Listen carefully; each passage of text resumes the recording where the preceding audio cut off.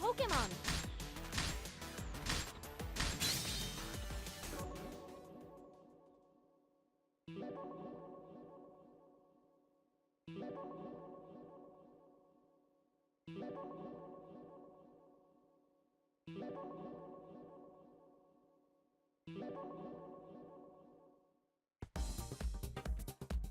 In this course, I'll teach you a few techniques that should help you out in battle.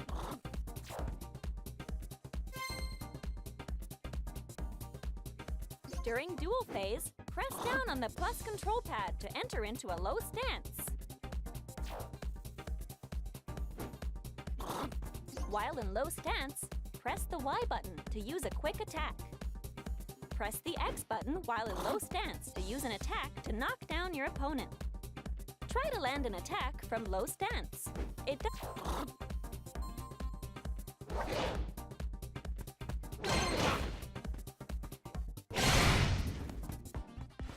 Nicely done.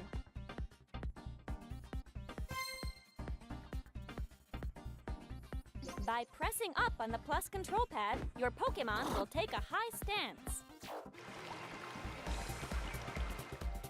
By pressing the Y button in a high stance, you can perform an intercepting attack on an airborne opponent. In a high stance, you can press the X button to use an attack that will parry low-to-the-ground attacks. Try to use an attack from a high stance.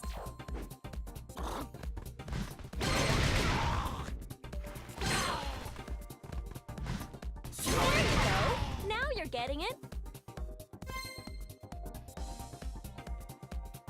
You can hold down the button to charge up your counterattack. It'll take some time to charge, but you'll deal more damage, and you'll also get a combo for managing to land a hit.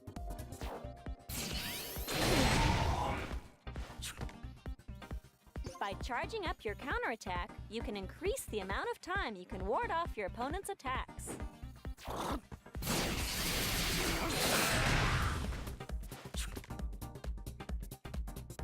Try to charge up a counterattack.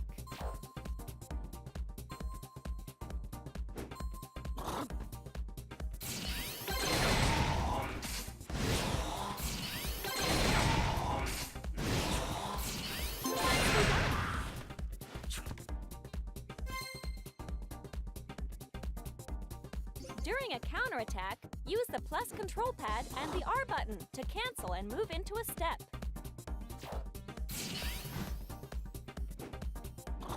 This is simply called a cancel. You can use counterattacks to deflect your opponent's attacks, and then cancel.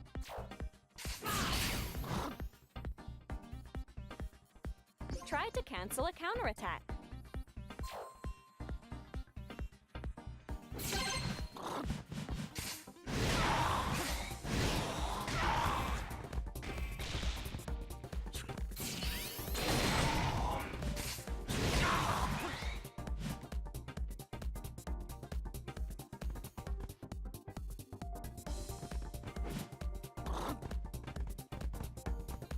There's not much time left! Ah, that's too bad. Alrighty, let's move on. Piercing attacks are special moves that cannot be blocked by counterattacks. For example, counterattacks with a fully charged hold become piercing attacks.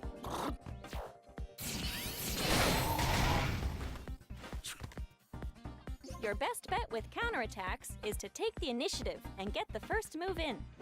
In field phase, you can also hold the last hit of a homing attack to make it a piercing attack.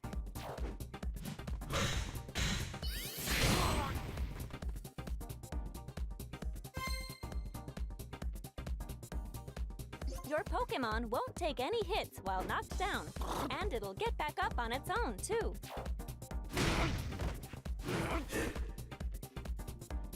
But this will give your opponent the chance to move in for an attack, so you'll need to be careful. Depending on the attack, you may take some damage regardless of whether you had your block up or not.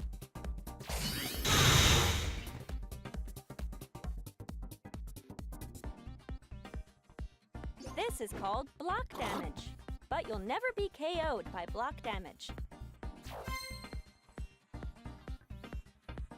If you keep blocking against an attack, you'll notice that the block will start to turn red. If you don't release it, you'll eventually get hit with a guard break.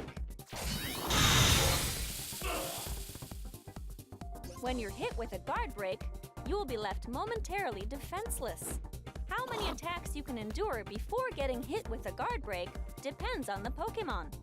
Blocking is important, there's no doubt about it, but try not to get hit with a guard break.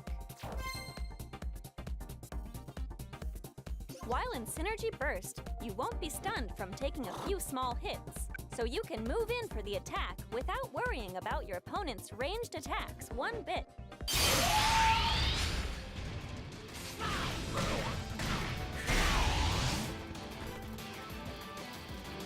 Try to hit an opponent using a ranged attack with a homing attack.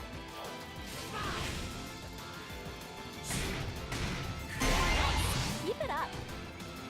When your opponent uses their Synergy Burst, you'll want to try to use the X button for strong attacks to stun them, or grab attack to try to stop them from getting in any attacks.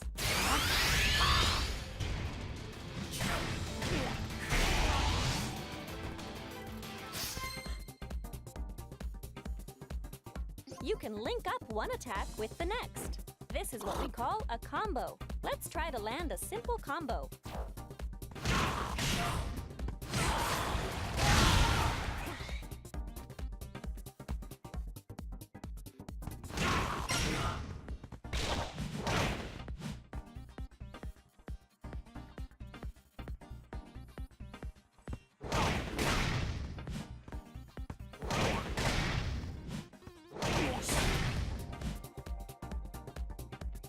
Relax, relax.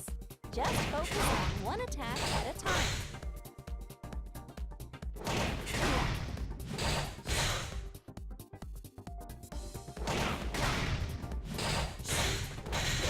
There's not much time left.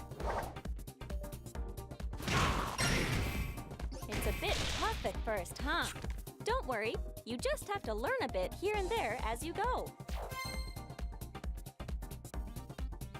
I'm sure you've already noticed that Battle Pokémon all have different amounts of HP, right? On top of that, how quickly the Synergy gauge fills up and how long a Synergy Burst lasts also differ from one Pokémon to the next.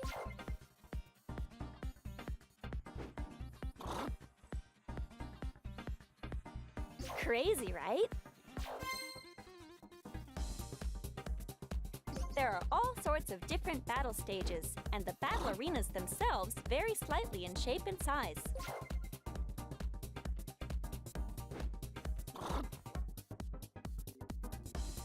Battle Pokémon all have their strengths and weaknesses, and you'll have to be ready to switch up your fighting style from time to time. As you battle, your Pokémon will increase its skill level.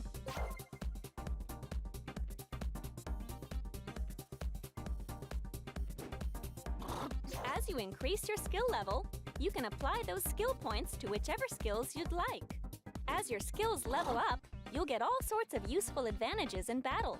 Remember, you can switch out your skill points from My Town whenever you want.